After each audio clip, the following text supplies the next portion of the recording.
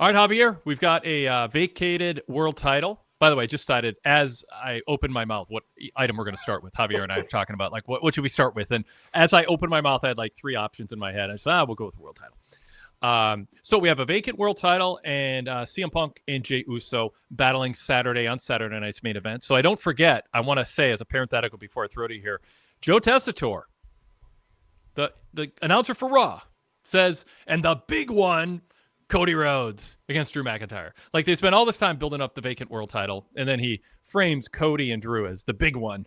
The world title can get no respect even when it's vacated, and you got CM Punk and Jey Uso in it, and the whole show centered around him.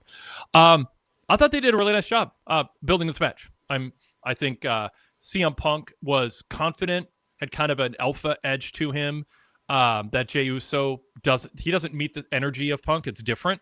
But I thought Jay had that angst, that desire to be an alpha or to be his own man. I think that's a constant story with Jay, wanting to be his own man, struggling to not be a follower, but making mistakes, making questionable decisions. And so I like the energy between those two. And I thought they did a good job, except for that little thing about Tessitore going, and then the big one, which, I mean, it is, but I just don't think he could have left that out. Just treat them as co-equals, co-main events for the men's titles. But yeah, I thought they overall did a nice job with it. So those are some of my opening thoughts on that. Javier, how about you? The build to Jay and Punk. Yeah, I mean, obviously we probably would have been in a completely different direction had Seth not gotten injured. I think they've done a good enough job rebounding. I think they've tied whatever they're doing with Jay well into the storyline that's going on, so it doesn't feel like it feels natural as opposed to we're scrambling to get something together. Mm-hmm. The whole thing with his brother seemed interesting because it was kind of the same thing that Roman does, where he says a couple words and everything's cool. So yep. Are they playing into that? I'm really curious with what they're doing with Jay, because this feels like a more long burn story, and yep. I hesitate to say that he's going to be turning heel specifically, but more like go down a dark path for a while. So I don't want to necessarily say that, but it seems like he's destined for a somewhat darker path before he pulls out of it. I always like our discussions over the years on the Wyatt family, because you really see things I don't see or delve into things, think them through. Same thing with the bloodline.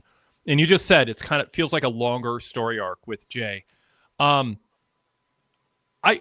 find Jay simple in certain ways relative to a lot of wrestlers.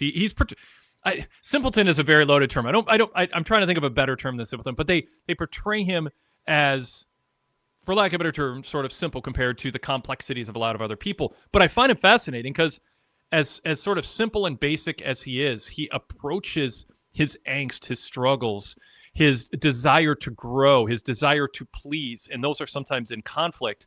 He portrays that with his body language really well. He's not cutting long, brilliant, articulate, flourishing promos. He just says a few words here and there, but there's so much that he says in between his words while other people are talking. The pause before he speaks. And I don't know that he gets enough credit for that. And I think that's why the powers in WWE, Paul Levesque, certainly Paul Heyman has influence with the bloodline, and he's a creative mind, Roman Reigns, whatever, they just keep going to him. How do you think Jay is doing in this role? Do you agree with my framing of that, or how would you augment or add to that? And then just kind of finally flow into where you think this might be going with him. Dark side, but a babyface, a tweener. Go ahead. Yeah, I mean, Jay is more introverted than his brother, so a lot of his stuff is absorbing information, and they found a way to express the way that he's absorbing it, and it's going through his mind with his tics, his constant shuffling, and his agitation, where he's selling the emotions without the words. So I think that's pretty much one of the strongest aspects of him. And I think a lot of people like him for that reason, or a lot of people are introverted. So so they understand it. They glom onto him for that reason, because they have like a champion there that's for them. So I think that works very well, and with the people that they put him with, like you said, it's just like, okay, all right, I'm absorbing what you're saying. This is what I'm going to do, straightforward. simple in a straightforward sense as opposed to any other sense. And yeah, I mean, I think he's done a very good job with that, and I think that it's the story that they've built around it is what's allowed. It's allowed that to come through, because I can't really think of that many characters like him historically, that because mostly if you have an introverted wrestler, you just pair him up with an extroverted manager, and in this case he's just he's playing along with that, and you can tell he's a lot more comfortable when he's in the back with his brother and like on a one-on-one situation too. So, and he opens up a little bit more vocally in those cases. So yeah, I mean, I think they're it's one of those where they're what Paul Heyman says is what is the shine a spotlight on the positives and hide the negatives. I think they've done a perfect job with him, and and use what he can do. Yeah, there's no one quite like him. I mean, that's a positive. Sometimes there's just people who sort of seem sort of interchangeable. Jay's not. There is a whole backstory with him. Do you think there's anything about what they're doing with Jay right now that is not faithful to the story that was told with him in the Bloodline? Because obviously, what's going on with Jimmy? He's mentioning Roman. You have Punk as a new person in the mix. LA Knight to a degree. Is there anything that feels unfaithful but booked out of convenience in terms of where Jay is now? Are they leaving anything out? Are they not gaslighting, but sort of whitewashing an aspect of something that is being left out in order for the convenience of telling the story? Do you think this is a faithful, logical stage that Jay is at right now? Yeah, I mean, there might have been missteps along the way, but I'm just looking at the big, tent poles of the storyline. This feels more like a sequel, the true sequel to the Bloodline storyline, because it doesn't feel like it's a continuation necessarily. And they're hitting the beats that they had, because originally he was, we thought it was a lie, but apparently, maybe not. That Roman I'm going to groom you as my left-hand man. You're going to be the next tribal chief, and all that stuff he was promised. From the context of, the first part of the Bloodline, we thought that it was just Roman gaslighting him in order to manipulate his cousin to do what he wants. Now we're seeing a little bit different because, with the few times Roman's been around, he's given him advice. It's advice that Jay does not have fond feelings for, which is why there's a conflict with Jay. And at the same time, listen to his brother, who's like, hey, we've heard this stuff from Roman Reigns. We've heard this stuff. I think ultimately he's going to have to, and it feels like it's the story that they're telling, because he even says that I'm hearing it from like everybody and their mother. And I don't, and I don't have time for like, sibling rivalry on top of everything else. So I think ultimately, like at the end of the storyline, he's gonna have to find a way to fuse the person that he is with what like Roman has been teaching him to do, and find like a way where he's like the tribal chief like Roman, but not like a dick like Roman was. Basically, I think that's ultimately his landing spot if they're gonna when they land the plan.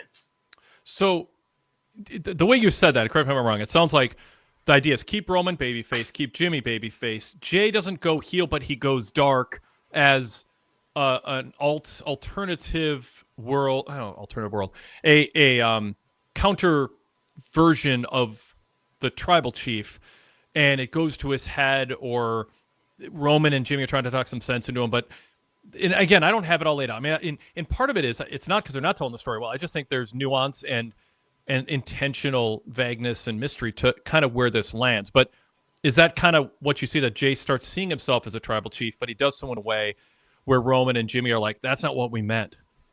Well, not so much that way, because there's a point in the Perth show at the end, which is what I really am like grabbing onto, is when Roman said, "There's only one way this worked. I told you there's only one way that this is going to work." And to me, Jimmy immediately says, "Oh, this is Roman being Roman. We need to follow his line. Mm-hmm. Yeah, we need to follow the quarterback." But because of the stuff that Roman had been telling Jay, like, you got to watch out for yourself and stuff like that, I think when he says there's only one way they're going to go, there can only be one play caller, he's not saying that he's going to be the play caller. I think that he's implying Jay needs to be the one who mans up, stands up, and he takes the reins, because Reigns not going to necessarily pass it on to him. I think it's the darkness I'm talking about is less about him like, oh, I'm the tribal chief, I'm going to start like throwing my weight around. Okay. I think it's more along the lines of his conflict is going to have him snap on people and attack people because he's confused, that kind of thing, until he's able to like recognize the the two aspects of the what it really means to be the tribal chief, because the pressure, like maybe like the obviously not now I'm kind of like writing it for them, but like the the pressure of that Roman Reigns was under. Maybe he gets to understand that the reason that Roman was a dick is because of all the pressure that he was under, and that's why he was so mean, because he was like, and again, it fits the story because Roman always felt like he was on the verge of losing control. So I think a lot of that's going to be they're playing into that.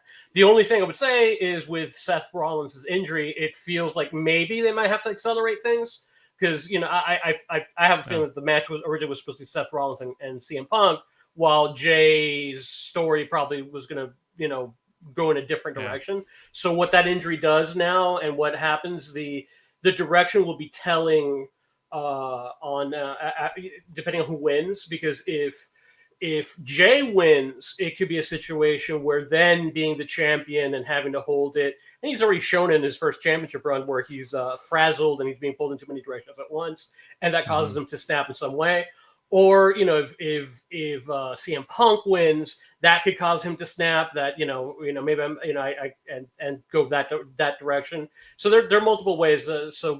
Until we see the ending and what happens, I don't think we'll know. Maybe Jimmy tries to interfere to help Jay. That goes awry, and then that causes the two brothers to fight. And instead of being like, because I think they handled it not well with the when they did the two Usos against each other. It felt like they wanted to get to it without really like massaging the way to it. It felt like, hey, we got to get to it, so let's get to it, because WrestleMania is right on top of us. I think this will make more sense where they'll have like a fight to fight it out, and then hug afterwards. That kind of scenario.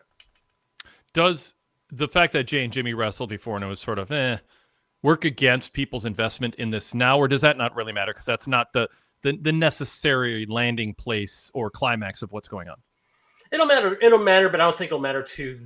It won't matter to that many people. I think like if they're telling a good story, I don't think. I think like saying, hey, they kind of screwed up last time, so I don't want to see it because of that. Mm-hmm. Right?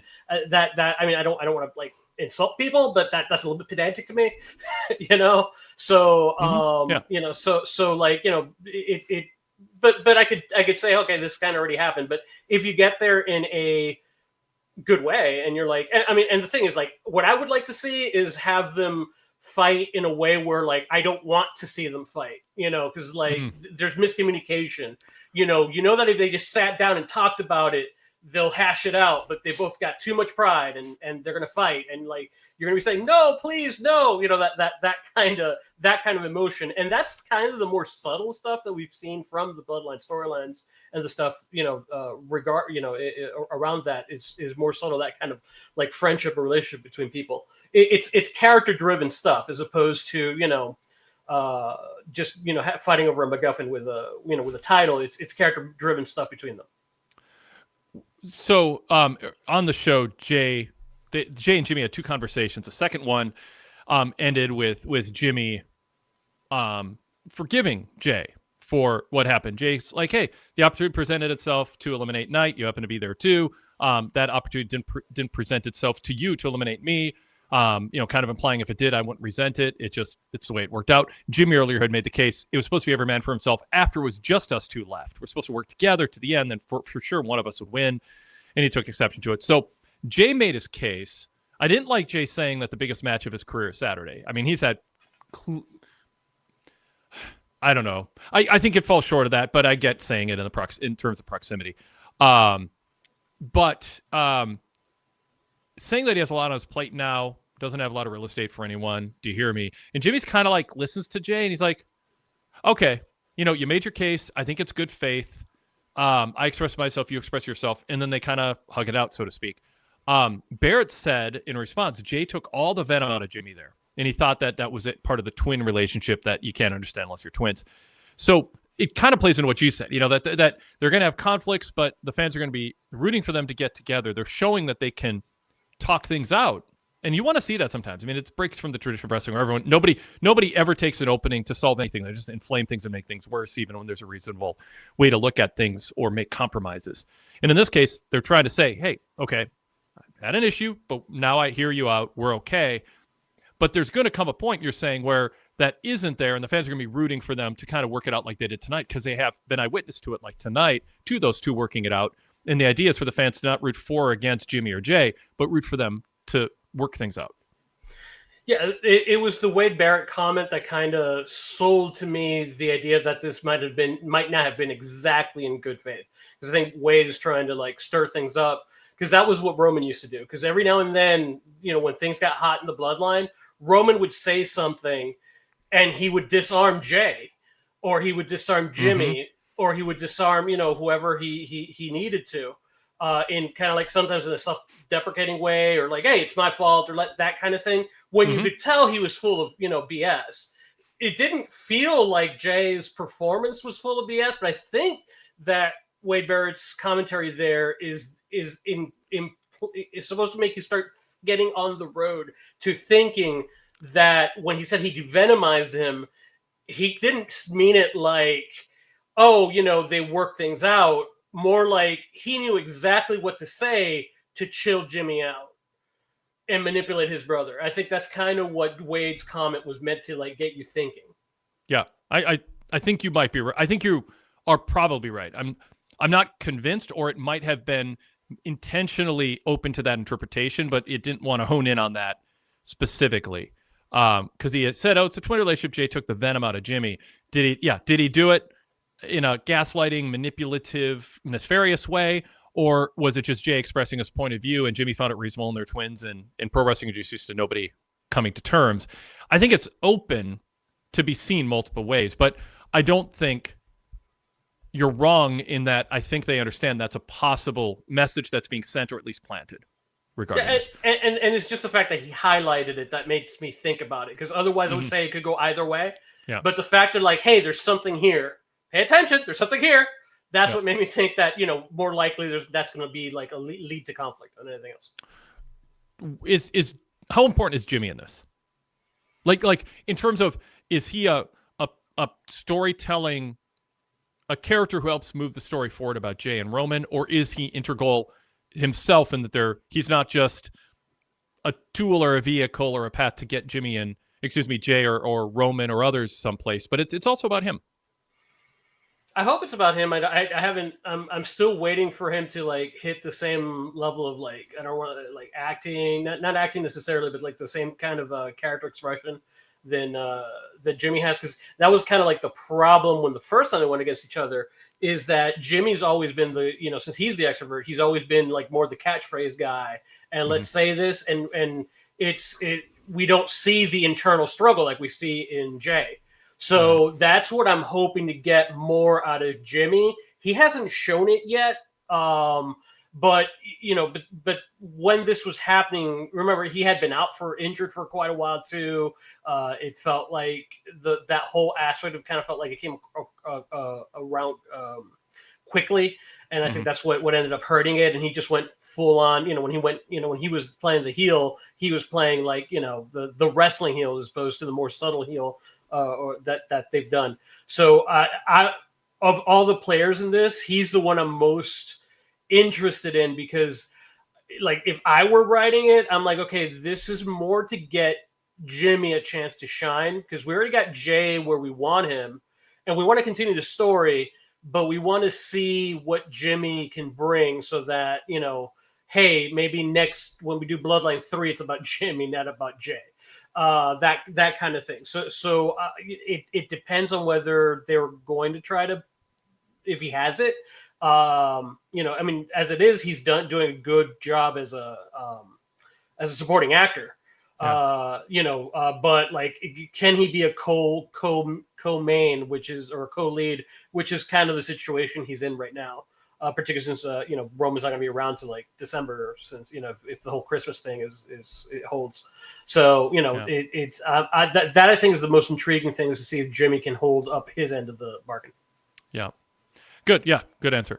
All right, let's pause and introduce the show, and then we'll get to more on this. I've got some chat comments I want to throw out there, but we also have a women's tag team title match with a lot of moving parts to talk about. Braun Breaker and Paul Heyman, another, I think, fascinating discussion between them, planting seeds for something that they're playing long ball with.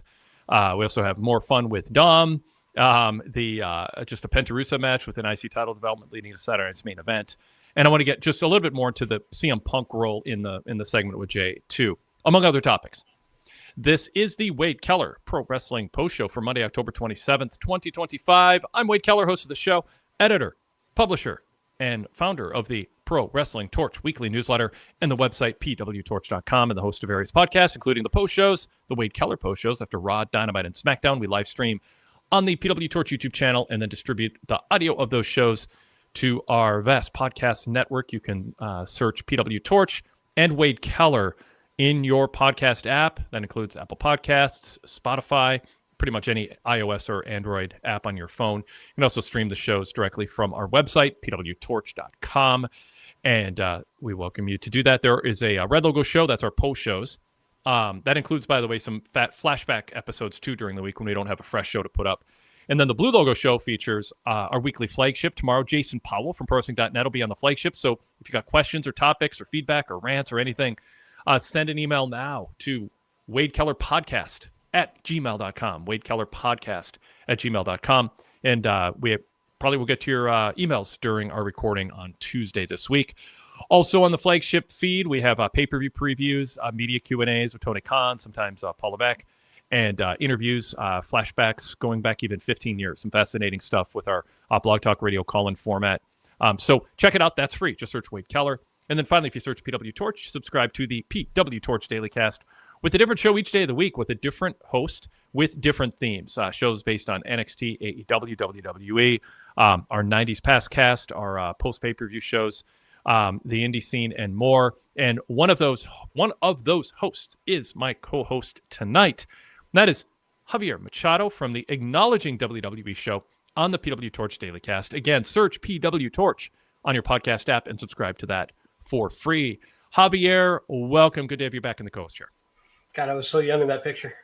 Well, I mean, we can update it. No, it's fine. Fun people think I'm young.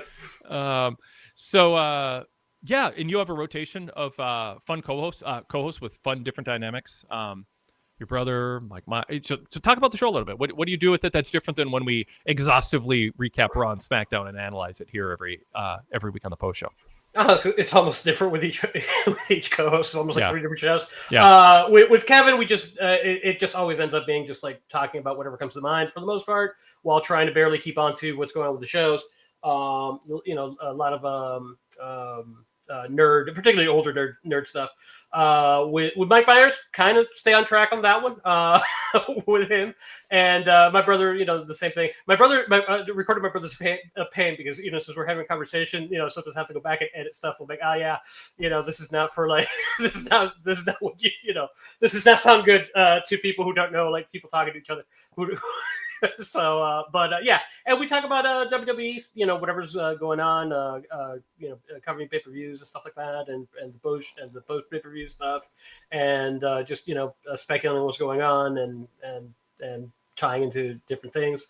A couple, 2 weeks ago, I answered that question for me from SmackDown. I don't know if you heard it, Wade. The answer from that question that you asked me. Which not happy with. Oh, you had asked me something about the. I don't remember exactly word for word, but you had asked like, why is WWE getting like good publicity and like, or like good, a friendly media environment. I was not happy with the way I answered it on SmackDown Post Show. Gotcha. I put that. I think it was like 2 weeks ago. It's when I did solo. So if you guys want to check it out, where it's why I think that that WWE's gotten a lot friendlier media, because I think it's not just The Rock and the entertainment side of things. Is I think like a lot of stuff that happened because success breeds more success. So I think that's kind of been like what's happened. Wouldn't it be nice if you could have like 3 days to contemplate questions that I give you?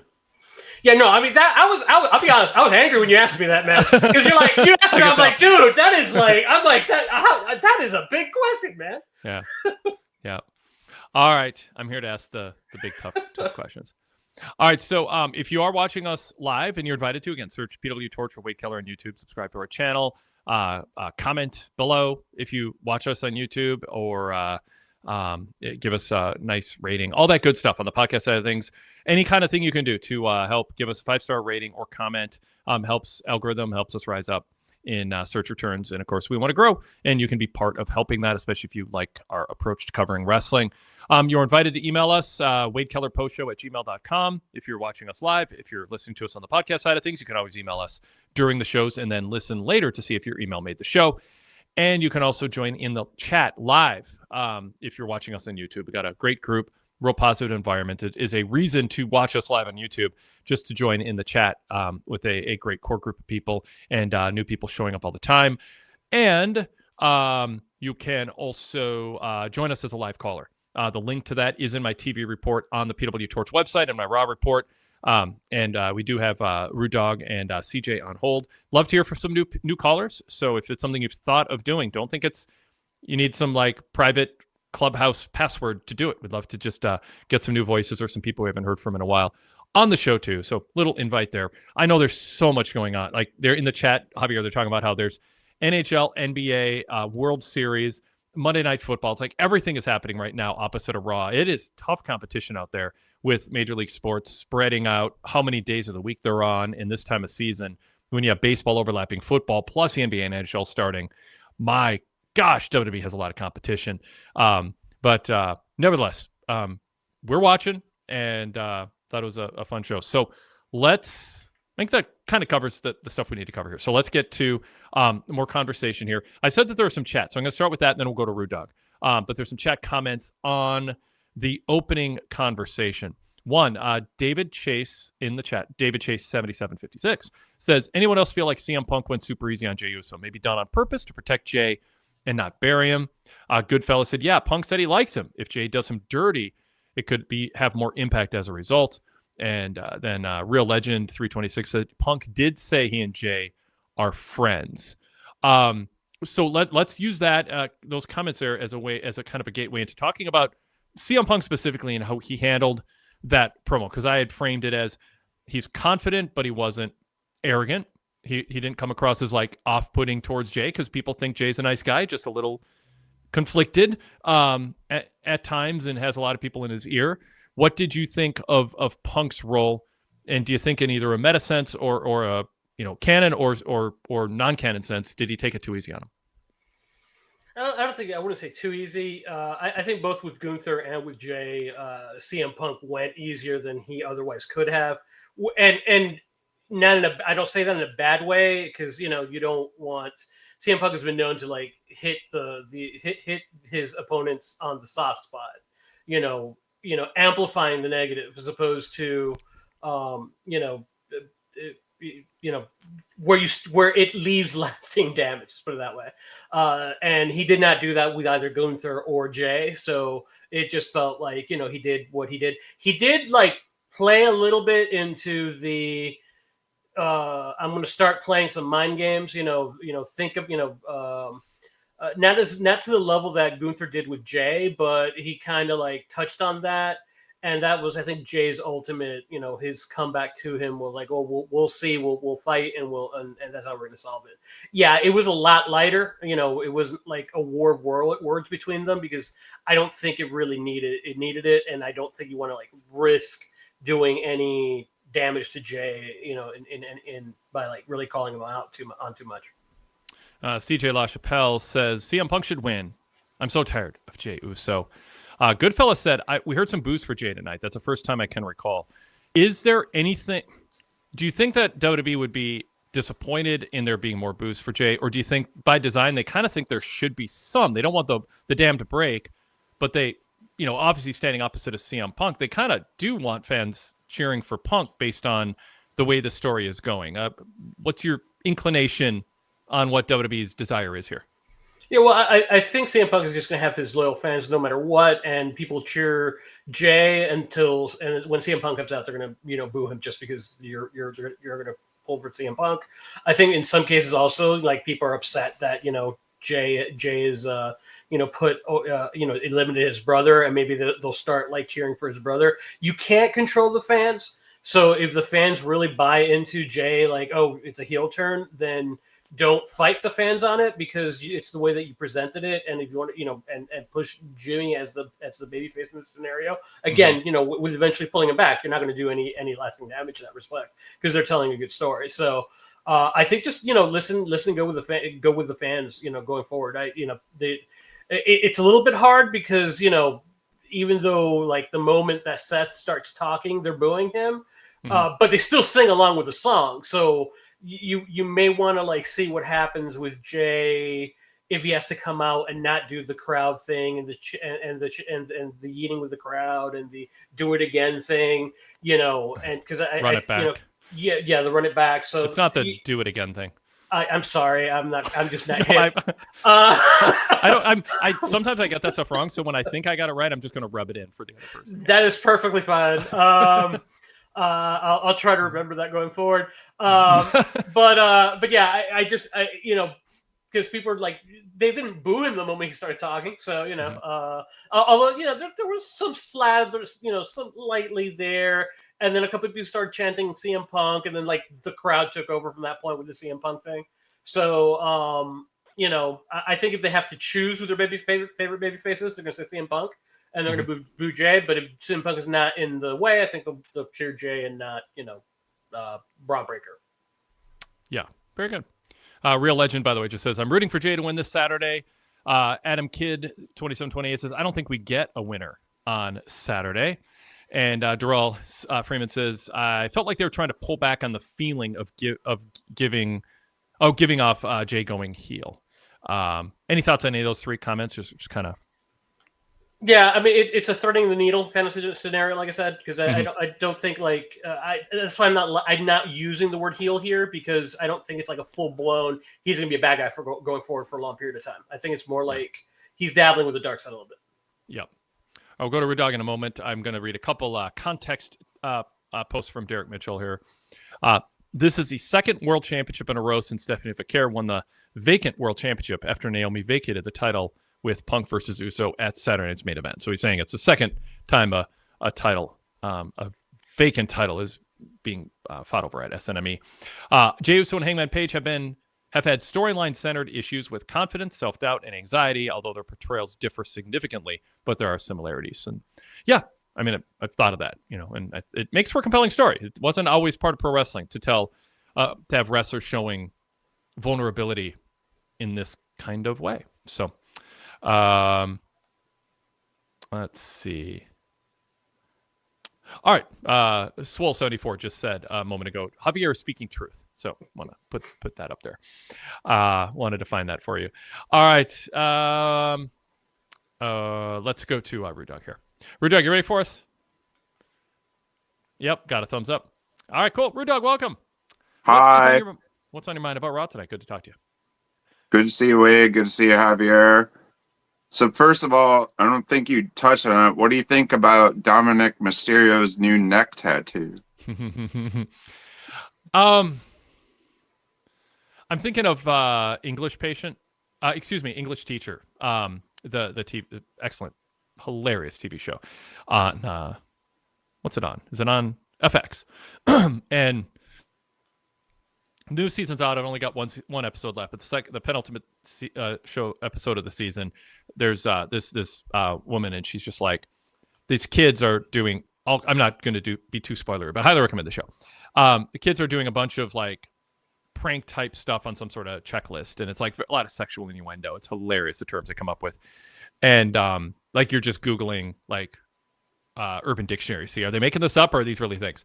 And she goes, but the worst thing of all the things on this list is getting a tattoo, because it's so permanent. All this other stuff you can get over the humiliation or the degradation, but a tattoo is permanent. And I mean, there was a lot of crazy stuff high school kids shouldn't be doing, but she's like, the worst thing anyone can do is get a tattoo, which of course making the other teacher nervous, because she's like, I got a tattoo. So, and there's a punchline to this, by the way, which was hilarious. So watch the show. It's great. But so yes, I would say when I see a prominent tattoo in that place on anybody, not just Cody and Dom, I get anxiety over how they're going to feel in 15 years about that decision, because it is so permanent, and that neck skin, that area, I don't know what it would take to get it removed. That said, I haven't studied the art of it, like what's on it. I just haven't. I actually kind of, when I first heard he did it, I was like, oh, I should go look for a photo or something, learn more about it. I'm not being judgy about it. It's just I get anxiety when I see somebody get a tattoo that prominent, because it is all anyone's going to see when they look at you forever when they first see you, and you're going to get judged for it. But I mean, I say this about men and women getting cosmetic surgery. It's like, teach their own. I mean, it's your body, and it's not hurting anybody else. And if that's how you want to express your art, or you think getting hair implants or a nose job or cheek implants, if that's going to make you happier and you're going to feel more yourself, more power to you. I mean, there are extreme cases where I think we can all agree, okay, someone needs to step in and slow them down. But I don't know that a neck tattoo reaches that level. So that's sort of my broad generic answer about neck tattoos, specifically for Dom. I mean, it looks cool, in and of itself. And I mean, I kind of trust his judgment. He seems to have a good sense of who he is and how he wants to project himself. So I don't know. Yeah, there's my thoughts. Javier, what do you think? Well, bonus, it's in a symmetrical position, unlike Cody's, which is what drives me nuts on that one. The position of Cody is just like the worst thing. I was looking closely at it, and I'm like, he is a luchador, so this is not going to be like, I think it's not going to be really off of the that much. And at least it wasn't like his ex, his well, at the time, his wife's name, which then you would have to actually get removed when you're no longer together. So, and from what I've heard, that's like one of the worst places to get a tattoo too, in terms of like, it hurts. Yeah. But yeah, I mean, it kind of, there's something else. I'll text you, Wade, because it's kind of mean. You're always texting me mean things. With the placement of it, and it's like, it's one of those, like, I believe in karma. I don't want to put it out in the world. But so I mean, it fits the character, and it's kind of looks a little bit like a prison tattoo too, thing. So it fits a luchador, be at home, wrestling in Mexico, which he's got to defend that title at some point. So yeah, I mean, I'm lukewarm on it. Doug, what do you think? I've been watching your reaction as we've been talking, and I can't get a read on it. Oh, well, first of all, I want to know what weird thing Javier's going to text you about his throat placement tattoo or whatever. So I can't really get over that. But anyways, I don't know. Like, I'm not a big tattoo person. Like, when I first thought of getting one, I was 18, and there's a showing my age. Like, in Nintendo Power magazine, they would ask you, what would you do to get the new GameCube? And this was before it came out. And I sent them letters saying, I will get a Princess Peach or Princess Toadstool tattoo on my forearm when I was 18. But they never got back to me, and I'm glad they didn't. I'd be stuck with Princess Peach on my arm. And so after that, I was like, I'm never going to get a tattoo because it's not going to be a good idea later on. But hey, if it works for you. The good thing is I'm indecisive because I wanted to get a Transformer tattoo on my shoulder. I was never able to decide whether I wanted an Autobot or Decepticon. That's why I never got one. Well, yes, that's why you shouldn't get one. Yeah, because then you have buyer's remorse. You'll be looking at it all day like, man, I should have got the Decepticon. Yeah. All right. Okay, well, every once in a while, I got to rein the show back in. This is one of them. Yeah. Not that I don't go off on tangents, but I get to, as host, choose when we got to rein it in. What else, Rudog? Yeah. All right. So. Oh, Rudog, by the way, someone just said, if we're going to move out the tattoo, let me throw in a couple of reader comments here, so it doesn't get too dated. First of all, somebody says about you, Rudog. Adam Kidd says, Rudog, love the stash. It's looking good. Thanks. mustache. So there we go. For our audio listeners, he's got a good stash going. All right. Let's see. Clat Chappelle, C La Chapelle. Oh, I know CJ La Chapelle. I couldn't tell there. I should know better. I have one tattoo. I want at least one more. Goodfellas says, I love ink, so I dig it. Adam Kidd says, I have a lot of tattoos, but I ain't getting my neck tatted. CJ adds, I for sure will never get a neck tattoo. And Goodfellas says, I couldn't pull off a neck tat look, but if I could, I would consider it. And then we'll go full circle to a question for you, Rude Dog, before we move on. Is that shirt from Cedar Point? Yes, it is. And Demon tell Drop. Tell audio listeners too what it is. Okay, so Cedar Point is a theme park in Sandusky, Ohio.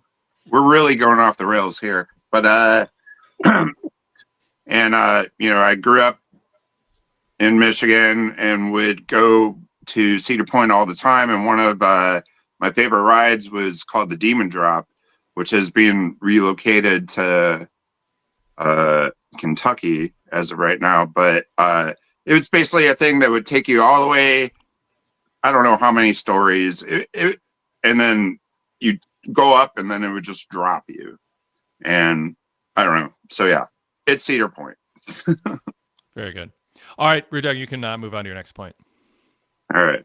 You sure you don't want to talk about any more random crap? But I'm not sure. I'm not sure. All right. Well, this is kind of random, even though.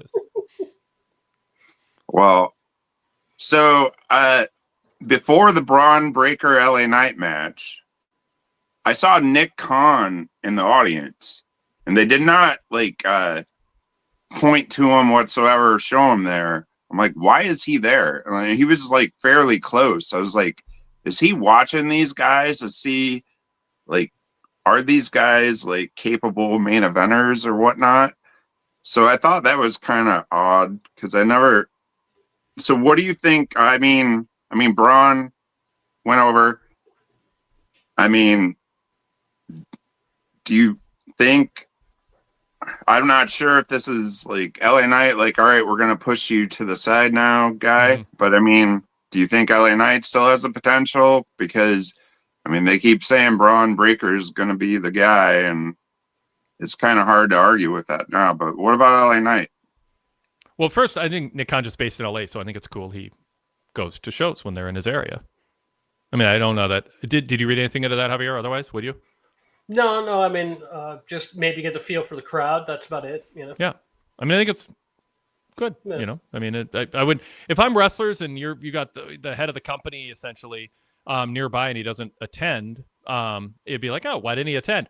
He might have other business. It's not a big deal. And then, but if he's on camera, but they're not drawing a ton of attention to him, that's good too, because you don't want it just to seem like he's sort of a mark for being on TV.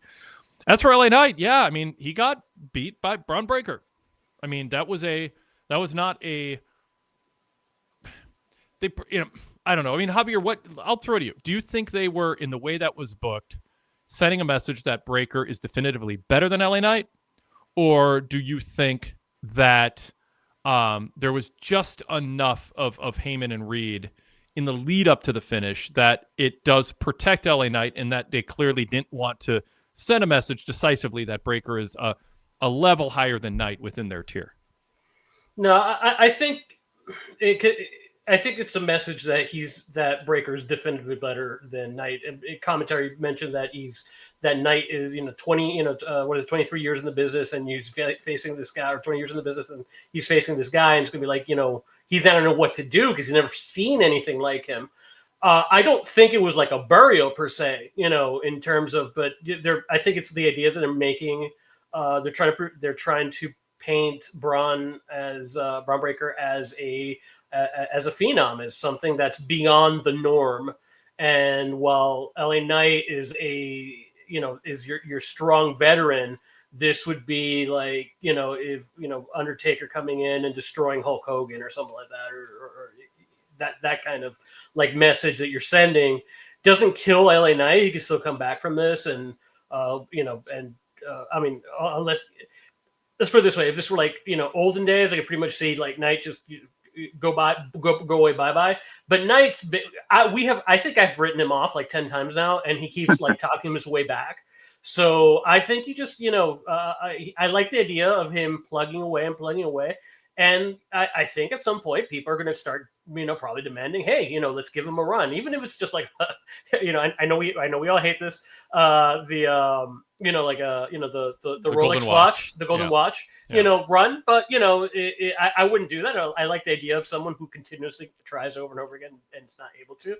And you have someone there who, in case of emergency, if like a bunch of stuff goes in a specific way, like the way I would put him, his spot, LA Knight spot in the card, is it's the last game of the NFL season, and you're on the bubble, but you need like 3 teams to lose and 1 team to tie in order to get in to the playoffs. I like that. Yep.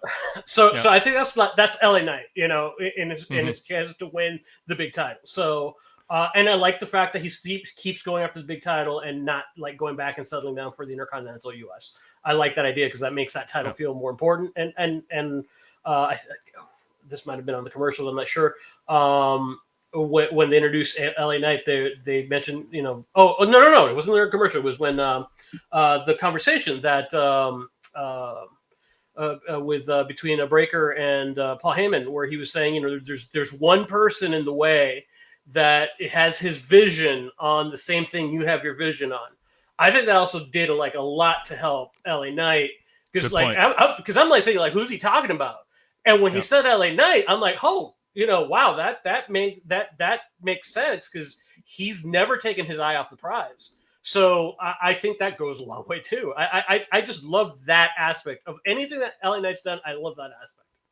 I get the feeling that Paul Heyman, LA Knight has won him over to some degree, because I think Heyman has enough pull to not put his guys in there, and the way, he can. People who have influence and are really smart can bury you subtly with plausible deniability or put you over in a subtle way that doesn't feel like, if you're their opposition on camera, that you're actually endorsing them. And I do think there's some signs that just how long LA Knight has kind of hung out above the ICUS title level right now, that there is some respect earned. Although, and we haven't talked about it yet, but every time LA Knight wrestles, I'm anxious, something's going to go wrong. That breaker fall off the top rope, and I replayed, I'm like, was that meant to happen? Did LA Knight screw him up? Was he in the wrong place at the wrong time? The wrecking ball kick is always an adventure. Does Knight clothesline himself, or does boot hit the bottom rope first? It's just but he keeps doing it, and he found a different way to hop up to the top rope that was a little bit less risky for slip. So there is a little bit, I don't want to sound mean, but there's kind of a fun little bonus aspect to LA Knight matches, which is, will there be a botch, and hopefully nobody gets hurt. But yeah, LA Knight is at a point where I have said, I'm, as you said, Javier, I don't like the Gold Watch World title reigns. But the sort of break glass in case of emergency, or you need a transition champ to go from a heel to a heel, and Knight's the face, or you turn Knight heel and you do storyline there during kind of an off season, not maybe major Rumble or SummerSlam time. I think he's earned it. And I really liked his promo tonight. He says, yeah, I came up short in the Battle Royal last week. I didn't come out with what I needed. That's that's an adult way to handle a loss. It doesn't always have to be excuse making or big words. And he goes, I don't have a title, but I'm going to do what I need to do. And I'm used to doing the hard thing. Now it's going to be a little bit harder. It's like, use your, playoff analogy. If an NBA team is in the play-in tournament, but they almost got to the 6th seed, they're like, all right, we could have won. We didn't, we lost. Now we got to do it the hard way. Bring it on. That's what you want to hear from an athlete, because fans understand not everybody's going to go undefeated. Not everybody is the greatest, but if you can handle a loss with maturity and regroup, and not just like in basketball, they often say a player's not having a good offensive game. The really good players step it up on defense, because that's something you're more in control over, because by definition, your shot's going to go in less than 50% of the time, almost always. But you can always play hard defense. You can always play hard defense and make a difference. It's not the luck of not the luck, but the variance that is inherent in any shot. Even Steph Curry has some variance in the shots. So play hard on defense. But then there's players who have a bad offensive game and their defense goes to crap too. And that's the worst reaction. That's a lack of maturity. Knight showed a maturity here. It's like, okay, didn't work out for me in the Battle Royal. That's okay. I'm going to do it hard way. And I think fans like that. I think they get inspiration from people with that attitude. And he says, whoever wins, I'll come for him. You know, that. So I like that. I mean, I just, LA Knight is not just a cliche spewing machine leaning on that right now. And he's showing more dimensions. And I get why, if he hasn't pressed Paul Heyman or Levesque or whoever is in power, I get it. You know, I think he's overperformed expectations on the mic and to a degree in the ring. But like I said, still a little bit of an adventure with him. A couple comments on this. Good fella in the chat says, LA Knight has taken a lot of losses. His championship win should be a celebration. Yes, I think he should win the chip. Another comment from Cavante Smalls says, I don't think Knight was buried by Breakker tonight. Breakker's on the rise and needs wins. Furthermore, LA Knight is arguably maybe the top 2 or 3 over star on the show, just a notch below Punk and Jay. No question about it. However you feel about LA Knight, his ring work, he's cosplaying a derivative Rock Austin, whatever you say that's negative about him, crowds love him. And he does seem kind of, resilient and Teflon to losses. So that's good. Derek Mitchell goes, LA Knight's trending toward JT Smith from ECW full-blooded Italian fame. Always doing a botch or something clumsy in the ring. Goodfella says, I like the chances LA Knight takes in the ring. It separates him and Jey Uso for me. Goodfella adds, I'd like to say, I would say LA Knight needs to peel a layer. A lot of it seems surface level, but he says tonight was good. I agree on that. And one more here from Cavante. LA Knight is as over as Breakker, maybe more. His reactions are bigger than Breakker's. And one more. Goodfella says, LA Knight's been really enjoyable in WWE for me and NXT. In the ring, you see he works hard. I dig him. I think that's part of another trait, too. I'm glad I read that. That I just think people think LA Knight's not the most gifted guy, but boy, does he work hard. I had a dog once who went, as a kid, he went to obedience school. Didn't come out of it in the top of his class, but he won a trophy for trying the hardest.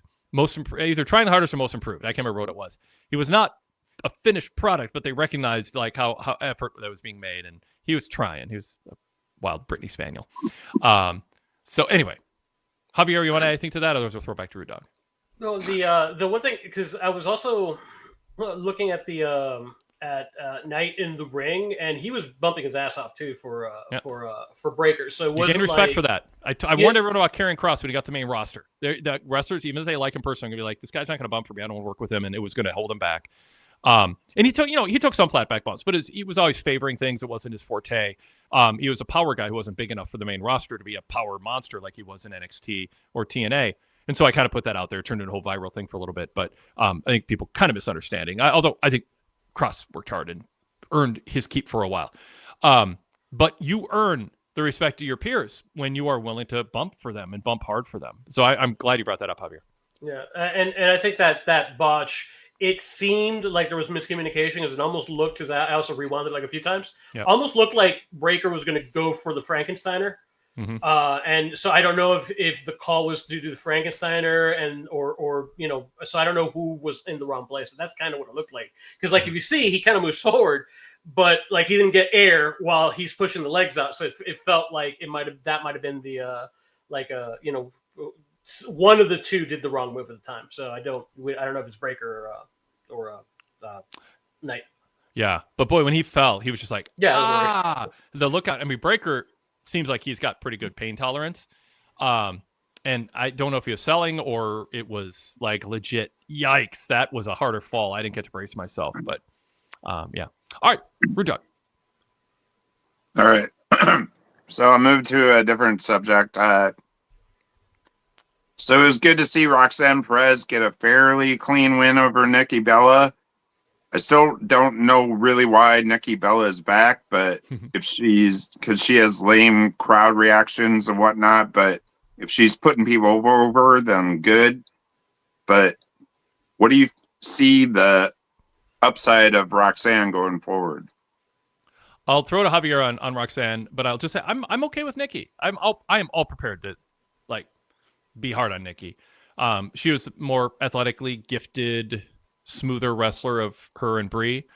And I mean, I'm not disagreeing, Rude Dog, that she's not getting great crowd response, but she kind of carries herself like she expects it. Like I think she does think she's probably a bigger deal than she really is, and isn't totally self-aware of how people really feel about her. But I think she's in shape, and I think she's passable in the ring. And she does jobs for people, and she seems to bring kind of a positive energy to what she does. So I'm I'm okay with it. I don't feel like I need to rage about that at all. Not that you're raging, but like I don't feel like I have to like think she's taking someone's spot. I think she's distinct. She was from another era, but she got herself in shape, and I think she's doing right by the people she's working with. Real Legend goes, I'm a Nikki fan. Javier, quick thoughts on Nikki, and then how do you feel about Roxanne on the main roster here? I don't really have a strong opinion on Nikki. I missed her. I was not watching wrestling during her time, and just when she just came back, it kind of felt like she was like thinking she was like a Trish Stratus, and it kind of felt like seemed like that cringy. Was not what people were expecting, and I think her losing the way that she lost this was a good. A good way to maybe endear her with the fans by not, seeming like she's a diva. So I dug that. Mm-hmm. In terms of Roxanne Perez, it's hard because she's part of the tag team. She's part of the ensemble group. She's done good in that role. She hasn't had, leading lady moment yet. I think it might be coming soon because either this was like just she was making facial expressions with not matching necessarily what she meant to. But the way I took it is that she and Dom already hooked up. When Roxanne Perez started calling Dominic, maybe you shouldn't cheat so much. And then if you look at Roxanne, she's like, oh, I can't believe, you're being so mean to him kind of thing. But then when he said, never, ever, ever, ever have I cheated, look at her face. She blushes. Yeah. She blushes. Yeah. So I'm like she got nervous. So yeah, I think they've already hooked up. Was I defending this guy? I don't know. I stuck my neck out for him, and then he says that. No, I'm saying that he blushes. She blushes in the way that he cheated on Liv with her. That's what I'm saying. That went over my head, and now I totally get. Okay. Because when she said that, I missed she that. She was being coy at first. Yes. Now I don't know if it's just because she was just told to do expressions or not. Yeah. But I mean, she like when she got sheepish, good. It looked like a little bit sheepish. That's kind of what I read from her anyway. Eric Moy in the chat says, "Wow, I am impressed by Javier's attention to detail." I've heard Liv will be coming back soon within the next couple months. So maybe this is the first thing to set us up for something like that. Yeah. Cool. Brewdog. Well, I mean, I know Roxanne's still in her infancy on the main roster, but do you see main event potential with her? I'm not. I'll just answer. I don't have a strong opinion on the likelihood of that. So I'm balancing the likelihood of it happening with what if they were committed to doing it. Because sometimes they was just committed to somebody. Then it's like they keep pushing them. Kind of Liv Morgan like it's just like we're gonna figure something out because there's something there. We just haven't figured it out yet. She's real diminutive relative to others, especially when she's standing there next to Raquel. I'll lean yes. I think she's shown enough. And part of it is I'm trying to quickly calculate all the competition, coming up in the pipeline too, that, could get in the way. I mean, it's just, there's only so many starter minutes in WWE. And so some people get extra time that in another era or another roster, they wouldn't. And she's got some competition. What do you think, Javier? Yeah, I think just personality wise, I'll put as a possibility. I would not say no, but yeah, it's what you said. You got Rhea Ripley, who's still, going to be around for a while. Lyra maybe, Julia, Stephanie Vaquer, other people coming up from NXT that I don't know. So a lot of competition, but she does Raquel. But that is the other thing. I mean, Bliss did it with her outsized personality. But yeah, I mean, she is tiny. I don't know who she was wrestling with when it struck me how small she was. Mm-hmm. But yeah, and that, when you're finding someone bigger, well, Liv Morgan's perfect then. And then Alexa Bliss after that. Perfect, yeah. So bring JoJo back. Because even with Alexa Bliss against a much bigger wrestler, it's kind of like Yeah, just a little bit outside of my personal like comfort zone, and like saying I could believe her like picking her up and beating her up. Yeah. All right. We're talking anything else? Well, Raquel Rodriguez has never done anything for me, but she seems to be like finding her stride right now, and now they're calling her like Big Lady Cool or something, like she's the new Diesel or whatever. But I had like no hope for her, but she's starting to like find where she's going, so I like that. Yeah. All right, one last thing, and then I'll be out, and I won't talk about Bailey because I know CJ will. He's on deck. But I know, but I am going to talk about the match, but I won't talk about Bailey. I'm basically talking about Valkyria. Like, I mean, I didn't see too much of her on NXT, and I saw like her come to the main brand, and they didn't seem to have much of anything for her. And she had a stupid kind of like bird lady gimmick, and they kind of dialed that down. But she stood in the ring with like 3 potential like WWE Hall of Famers, whatever that means. And then, but I'm starting to see something in her. Like, I mean, it took a while for me, but what do you think about Valkyria? And does she mesh well with like the main event women's figures? And that's it for me. Cool. Thanks, Rude Dog. You got the feeling with Lyra they believed in her. Somebody did, or multiple people did, and we just got to try to make this work. And she's not a finished product, but we think she's finished enough and ready to put her out there and have her learn on the job. And there's been some moments where you're like, oh no, this isn't going well. But I see with Rude Dog, CJ LaChapelle says that Lyra's really improving. I think there is something there, and I'm okay. I think fans sometimes just think, let's make fun of and demean and hate on somebody who isn't a finished product when they get pushed on TV. And I get that because you have your favorites, or you think people are deserving. You might think there's ulterior motives for pushing them. But I think she's earning her keep. I think there's something about seeing the adventure of seeing somebody try to make it. You know, the journey is a big part of what I like about wrestling. It's the seeing people try to catch on, find their lane, connect with fans, learn the whole craft in the ring. Not just the moves, but telling stories in the ring, and then promos and what to wear and how to act in your ring. I mean, it's so people who don't follow wrestling, they just don't like get it. And there's people who just focus on one thing. Oh, I just need, tons of high spots that are super athletic and playing to the crowd, and they won me over and they're a great wrestler. And it's like, the people in the business who know what draws money in this business at a large scale know that's, we got to have other things. And they just saw something in Lyra with her overall, everything, the overall package. It was flawed. It wasn't perfect, but there's something, not in a Dupree way, but a Perez way. There's something about watching. There's something endearing about how hard she's trying, like to figure things out, that I think people are starting to get on board with, because she comes across as a sincere hard worker. Javier, what do you think? Yeah, with Lyra, she was low because of the whole like gimmick for me. It wasn't clicking. Didn't know who she was. Didn't get they would mockingly calling her the Bird Lady. When she had her feud with Becky, she skyrocketed for me when she was playing the Righteous Justice babyface, going up against Becky. I thought that she pulled that off really well. And then they did the stupid triple threat, throwing Bailey into the mix, and it became petty, and just, and she was being asked to act instead of like, react, and it wasn't working for me at all. So again, that flatlined. But with this thing with Bailey, it's weird. It's, the whole, 2 personality things.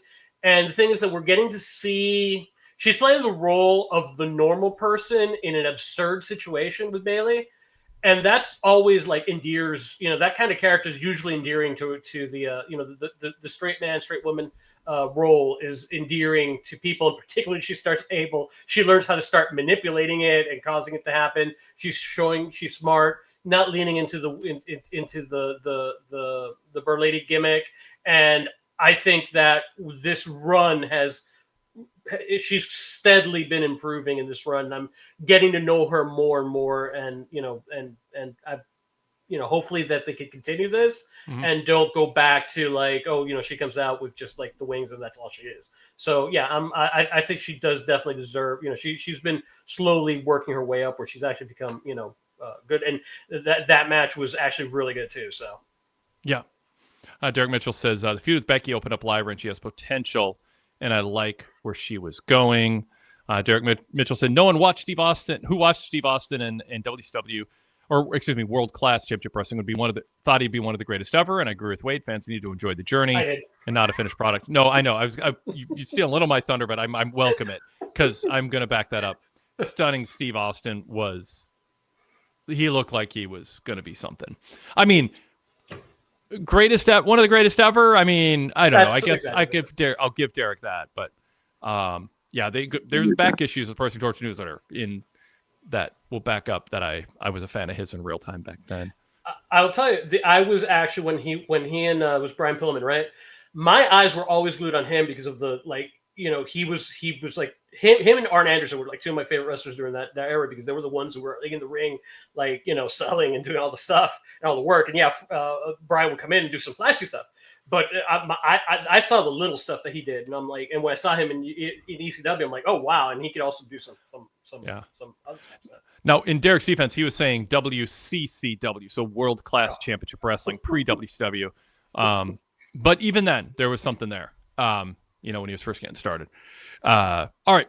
I just, honestly, I mean, it sounds like silly because it isn't the be-all, end-all, but when somebody hits the ropes hard and knows how to take a flat back bump hard, I mean, like, it's a tell. Like, they get it. There's just little things you can do that make everything else look sharper, put your opponent over, and to make the match feel more real. And he just had those instincts early. And it's why he and I, I've been on his podcast like 40 times, and we just love talking about what sets a great wrestler apart. Greg Gagne got made fun of by so many people, and deservedly so for certain things. The son of Vern Gagne, just kind of a scrawny guy in the tag team division, didn't live up to his dad's, lofty reputation in the ring. But there are things Greg did that were phenomenal that so many people can learn from. The showing fire, the firing up, the earnest believability on promos. There's just things Greg did that were great, and Steve and I have talked about that too. Like there are tells that aren't flashy. And aren't high spot based that tell the story. And so sometimes people it doesn't have to be those exact things, but when you wonder why is this person getting pushed, because they're smart. Sometimes it's smart people who see something in them and they want to build on it. And they want to put them out there and see if they can under pressure deliver. Goodfellas says Lyra in ring is good. Her promos are fine, but she doesn't speak with conviction. Eventually another one who will need to pull back a layer, but step one first, better promos. One question, did you guys notice, this is from a Real Legend, did you guys notice, or did you guys find it interesting the Kabuki Warriors didn't touch Bayley? Javier, did you pick up on that? Yeah, it felt purposeful, and I think the commentary also mentioned it too. So not sure where that's going, because the thing with the Kabuki Warriors mixing them up, I think is probably because my brother and I were trying to figure out what they're going to be doing for what, because I don't see what War Games is going to be. Then I'm thinking that Kabuki Warriors and some heel team, plus person, and then have against Rhea Ripley and Io and probably Lexa and maybe see Bayley could be the one that could probably switch to both sides. What Bayley you're going to get, maybe something like that. It's like 4 and Bayley wrestling for both teams. Very good. Rude Dog, thank you. Fun conversation. Yeah. Thank you so much. Yep. Take care. Have a good. Yep. You too. Just quick plug. If you're not a VIP member, we got VIP membership, pwtorch.com/govip. Gives you all the details. We'd love your support, and there's so much you can do, including speaking of back issues. There's back issues of my writing on professional wrestling dating back to the late 1980s, the pre-internet era, comprehensive coverage of so many of the biggest stories, long-form interviews with some of the pro wrestling's biggest names, including Paul Heyman, touting Steve Austin as a future star. Of course, he was part of the Dangerous Alliance with Paul, so there's a little self-promotion in there, but Eric Bischoff would always say, nobody saw Steve Austin coming. It's like, well, Paul Heyman did, and I did, and Javier, you did. It's really fun. I mean, I know there's a lot of services asking for your your money and your support and your membership and all that. But if you're enjoying our approach to wrestling, there is so much cool stuff to just dive into in our back issue section and our archives of podcasts and even pre-podcast era, hundreds of retro radio shows from the 90s. And then just current stuff every day, VIP exclusive content. So check out details, pwtorch.com/govip. pwtorch.com/govip. The podcast feed is compatible with Apple Podcasts. You can sign up through Spotify and Patreon also if you're part of those ecosystems. The Apple Podcast feed, or if you go full VIP membership, you can use all kinds of podcast apps too. But you can customize your feed, so you can have individual shows on separate feeds, so you can kind of pick and choose what you want. It's not all just on one long cluttered feed because we have so much content. All right, so with that said, let's go to CJ, who I'm guessing wants to bring up Bailey. She was a big part of tonight's show. CJ, welcome. What's up, man? Not too much. How you doing? I've seen in the chat you did not like that Charlotte pinned Bailey to win. Now, before we have to talk you off a ledge here of losing faith in WWE's recognition of Bailey, I want to underline, you understand in pro wrestling, it's not all winning and losing in the moment. It's about sometimes you lose. When you're losing, it's because you are the central player in this play. You are the lead actor in the story they're telling. You are important, and losing is part of a story they're telling that is featuring her in a compelling way. So if you're not 12, CJ. You know that winning isn't everything for Bailey. I know. It's about telling stories. It's about setbacks and comebacks. It's about how does she deal with a loss. So enjoy the ride, and don't think just because she loses.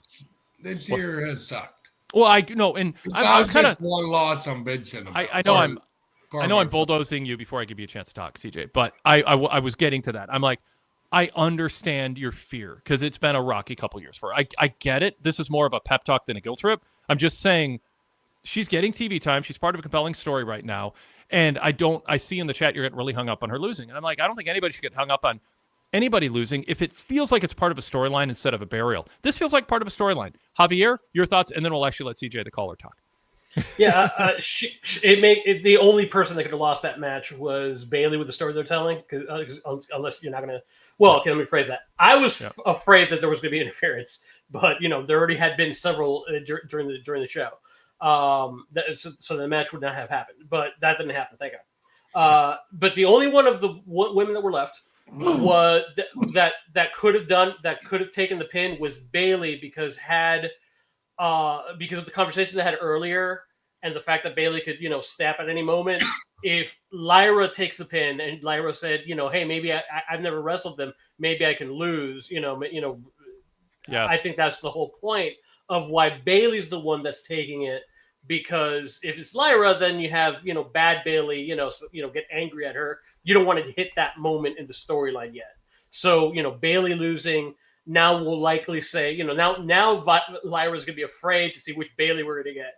Like, is this going to be, her really angry that she lost, that she took the pin? Yep. Or are we going to get, like, the Bailey that's like, oh, well, we lost. We could try again later. All right, CJ. Don't you think they should have not lost clean at least, though? Well, the way that the entire show was booked, like I said, my gut feeling was, and why I didn't 100% invest in the match, is my gut feeling was that the Kabuki Warriors were going to interfere in the match, blow it up, and we're not going to get an ending. So, the way that they lost was, it was an even Steven match, and then they got at the last moment. So, what I'd like to see if they have like another type of these matches, then what made them lose this time, they're able to overcome. So, that's yeah. It was a really good match. They got the main event.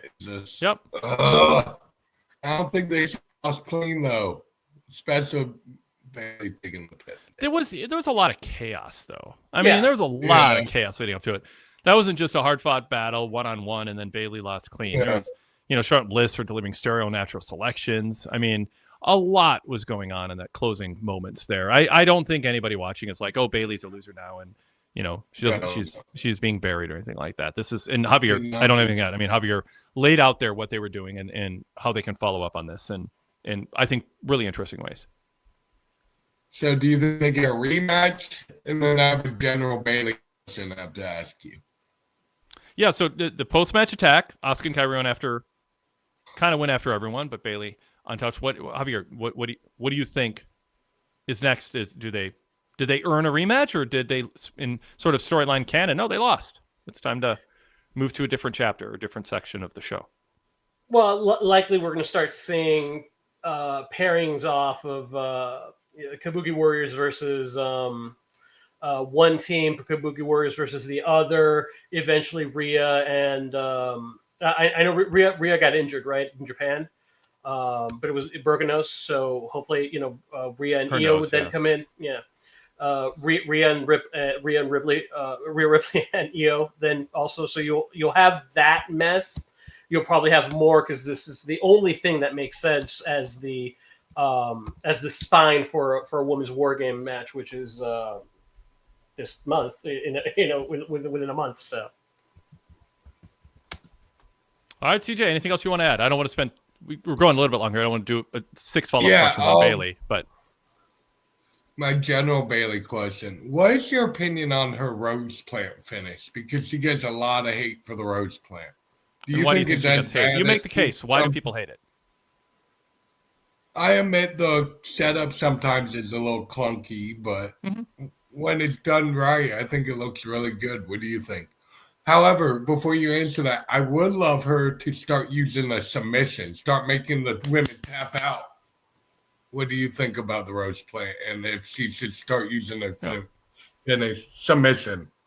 Sure. Javier, what do you think? I'm a horrible person to ask a rose plant because I'm still thinking Bailey to belly is her finisher. So I'm a horrible person to ask. No, uses a Bailey to belly sometimes. Yeah, that's a cool finisher. I know, but it's just like I can't picture the rose plant now that you mention it. I'm a horrible person to ask that. So yeah, it feels.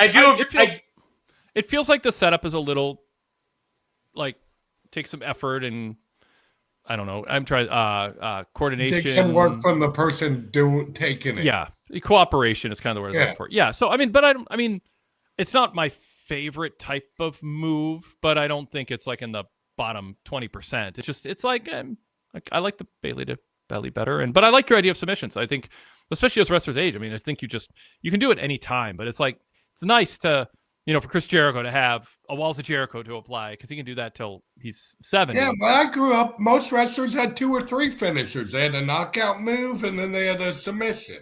Yeah. Now it seems like everybody just has that one. Yeah.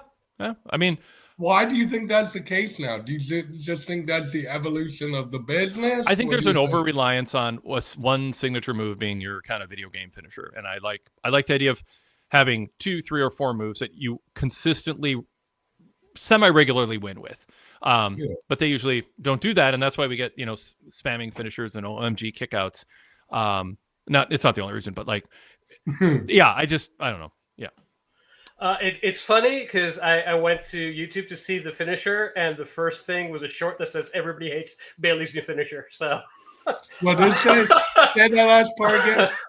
The first thing I looked at, the first video says "Everybody hates Bailey's new finisher."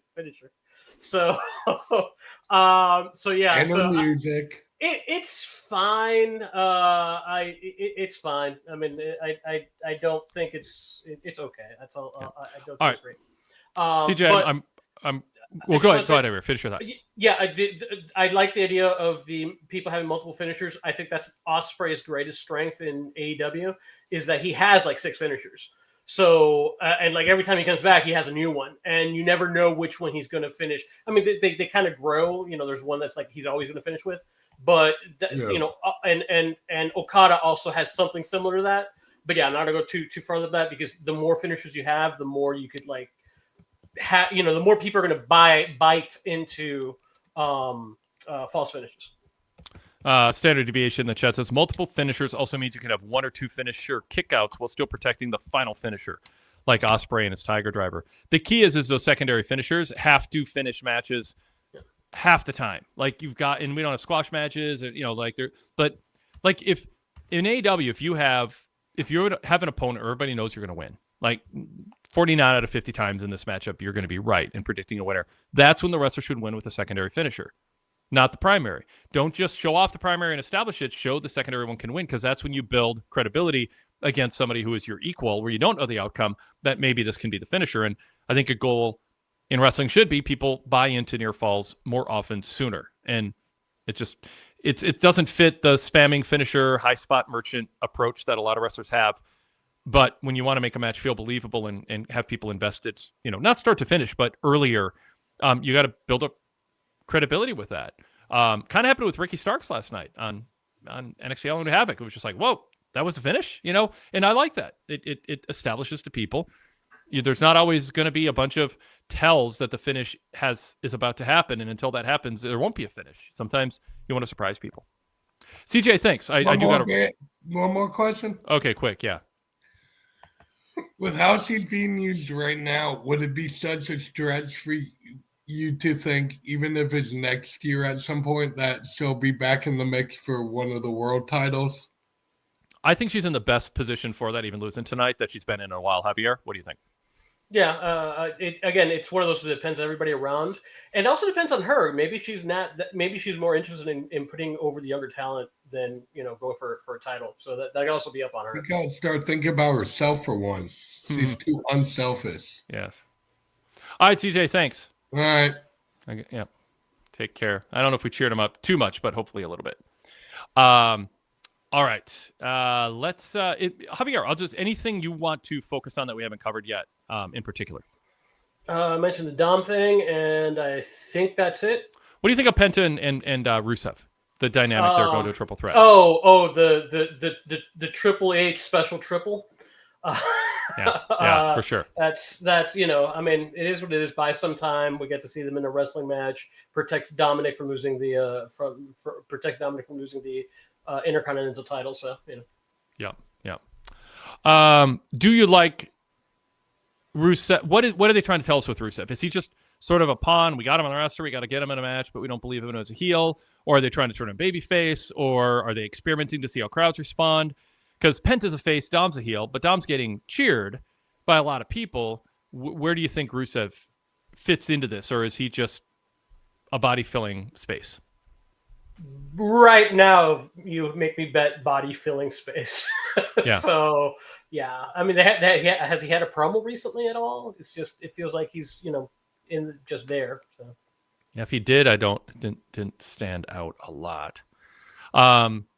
JD McDonough continues to be a blast. I mean, he was a surprise winner over Sheamus, 14 minutes. A lot of help from Finn Balor, but I thought that was fun. Any thoughts on that? Whenever you fight Sheamus, that should be called the wood chipper match, because that must be what it feels like fighting him, because he looked beat up after that match. Yeah, for sure. Maxine Dupree says, "I want a title match. Thank you for offering it to me, but not yet. I got to talk to my mentor. I gotta get ready. I want to make sure I'm ready." And I like that. Pierce like, sure, you earned it, but cash. It's almost a virtual Money in the Bank cash in, right? Yeah, I mean, or not Money in the Bank, but like a chip you can cash in at your leisure. Yeah, it's a bit weird, but yeah, it's okay. That's fine. My brother's a fan of hers, so and it's almost like the same thing that was talked about. It's like she works really hard, and she gosh darn it, she tries, and and it's like it's a little bit weird. It kind of tells me that I think AJ Lee comes back next week, so to continue her feud with Bayley. I was glad Adam Pearce wasn't just yelling and screaming. Gotcha. I'm glad Adam Pearce wasn't yelling and screaming and bursting blood vessels this week. I think him being in a rage is anybody can do that. His strength as a character was a little more nuanced. It's the tea kettle not blowing yet. Just like there's pressure, you can tell, but it's not whistling yet. I thought this was a good week for him. I thought he handled Dupree well. I thought the segment with the AJ and Dragon Lee was good too. Like, okay, it doesn't make sense because I like that he called out JD and Finn for cheating. You guys don't think I saw you cheated to win, which I wish Joe Tessitore would have pointed that out when Barrett was giving him all the credit in the world. But Pierce like, you think I didn't see you cheat? And then AJ's like, wait, we want to be fighting champions. Let's bring them on. And Adam's like, okay, Adam Pearce, for you, you can still say, wait a second, other people deserve it, but I think when AJ and Dragon Lee are saying we're willing to defend the titles often, then there's less it's less precious. So you can give away one to somebody just because the champs want to defend. But I did like that Pierce showed that he cares about cheating to win, not just wins. And I think that's important for a GM to have credibility in the way they tell their stories. Yeah, and the I liked in keeping with the spirit of that, the Heyman convincing Braun Breaker, because Braun Breaker just wanted to kill everybody at the Battle Royal. Yep. And he said, look, if you do that, we all know you could do that, but if you do that, then you have to, Pierce is going to be angry and we're going to be suspended, and so make your job at winning this harder.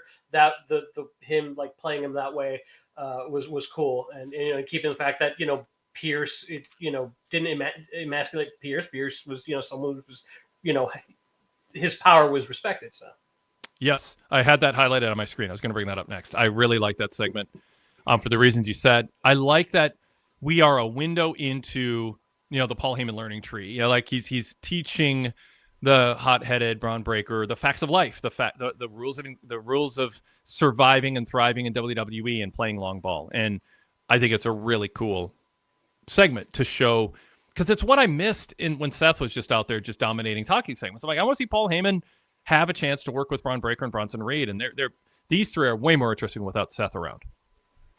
Yeah, and I tell you, I liked the Heyman finishing off with your opponent L.A. Knight, and then Bronson Reed, yeah.